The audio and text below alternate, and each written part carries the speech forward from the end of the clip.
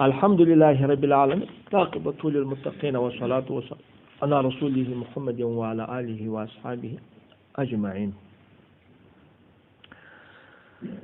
أما بعد فأعوذ بالله من الشيطان الرجيم. بسم الله الرحمن الرحيم.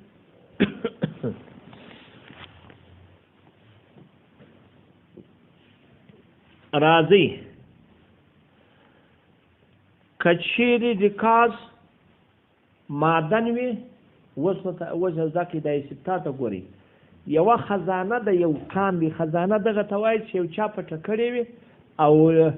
معدن دغه توای چې خپل د مځکې رګ دغه سوی که خزانه پیدا سوه یو چا پټ کړی و په اتفاق د څلورو سره امامانو یا دغه حکم دی. که چیرې پر دې علامه د اسلام و دا حکم د لقطې لري خامخا به د هغه چې پر دې پیړۍ تېرې سوي د هغه قریبان به پیدا کوي هغو ته به ورکوي چې هېڅوک نه کوي پیدا باره نو که دی مسکین خپله بیا په ځان کوي که هر وخت هغه څوک حاضر سو بیا به بېرته ورکوي که هغه نه و راځي په دې او که راولاړ که سو هغه نه و دی مسکین نه و پر نور مسکینانو بیا تقسیموي خو نیت په د ثواب د هغه سړي څه کوي چې دا هر چا و خو که هغه راغی په دغه ثواب نه و خوشحاله دی به بېرته یې وزم ورکوي او که دغه مځکه د کافر و د علامه د اسلام نه پر پیدا علامه د کفر پر پیدا سوه په دغه صورت کې هغه بالکل په اتفاق هغه خمس به چا ته ورکوي هغه و مملکت ته ورکوي یا امیر ته به ورکوي او ما خبرو ته غوږ نسئ دا نور څلور خمسه هغه د دې واجد دي چې چا پیدا کړه دا خو یوه سو دا د خزانې حکم په ګردو ځایو کې اعلی سویه سو دا بیا فرق نه لري که په هر ځای کې پیدا سو هغه دغه شته لیکن اوس دا بله زده کوي ریکاز خمس دی که راولاړ که سو دغه معدن یاران یې زکا خمس نه پکښې وایي موږ امام صاحب وایي که چیرې په سارا کې پیدا سو زموږ د امام صاحب په مذهب کې اتفاق دی چې خمس د چا دی باچا ته به ورکوي هغه به امیر ته ورکوي مملکت ته به ورکوي او څلور خمسه د چا دی د او که په مملوکه مځکه کې پیدا سو امام صاحب یاران اختلاف سره کوي یاران وایي خمس نشته پکښې امام صاحب وایي خمس پکښې دی علا قول امام صاحب الفتوا ما په خبره مو سر خلاص پر کول د چا د امام صاحب فتوا ده دا یې څو دا یې دوه دغه ورته ګوري یروي اسمه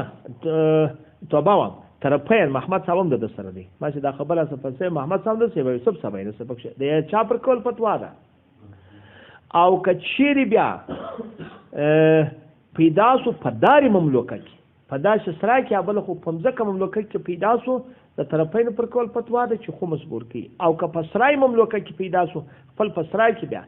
دلته بیا یاران وایي په دې کې ستا امام صاحب وایي نسته پر کول د امام صاحب فتوا ده پر کول د چا ده هغه د امام صاحب فتوا ده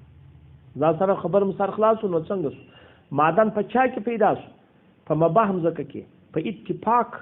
هغه څوک پکښې دي خمس او که چیرې په مملوکه مځکه کې پیدا سو پر مذهب د طرفینو زموږ د امام صاحب د طرفینو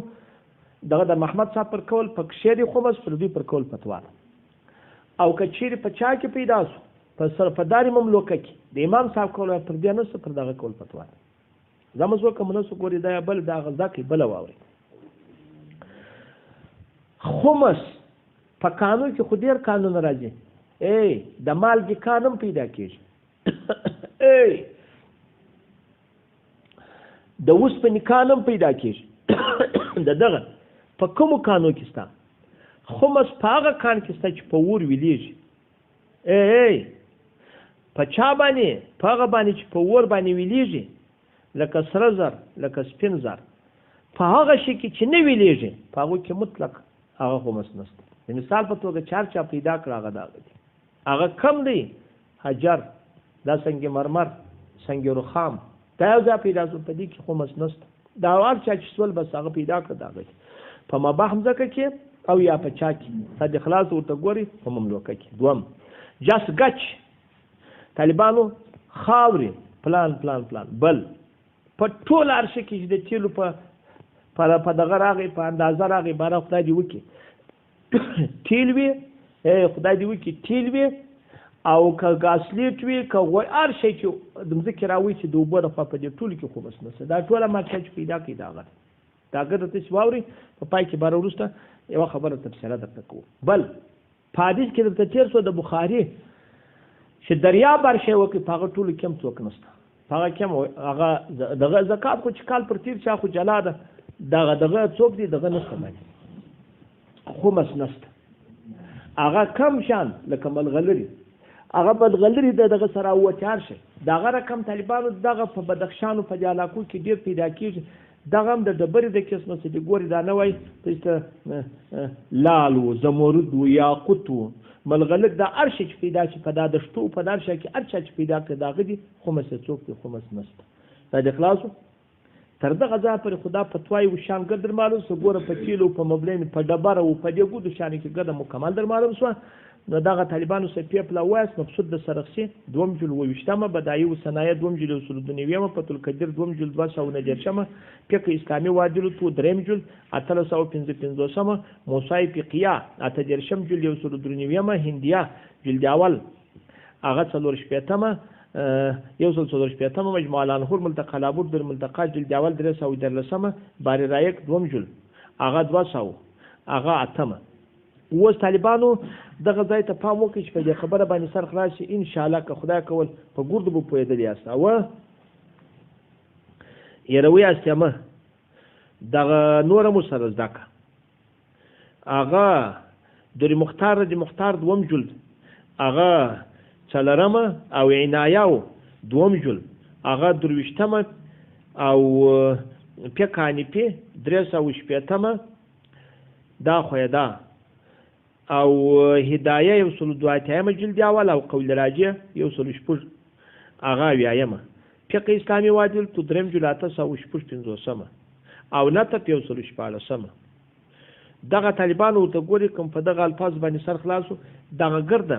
دا خبره خو سپلې لیکن طالبانو شیخ الاسلام دغه خبره کوي وای د حکومت کولای شي که یو سړی خپل په مملکت ځکه کې هغه ته فرض کا کان پیدا کی یا په مملکت ځکه کې تیل پیدا کی یا په مملکت ځکه کې هغه غوړي پیدا کی کدا شان پیدا کی حکومت د څه کولای شي چې په مقامی نرخ جنی واخلي ځکه وجه د څه ده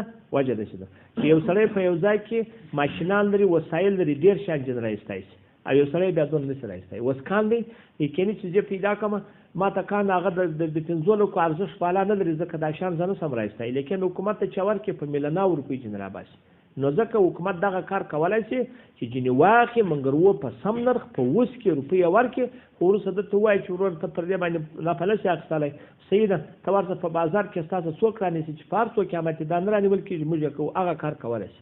هغه د چنم هر شی خو دا رقم چې هغه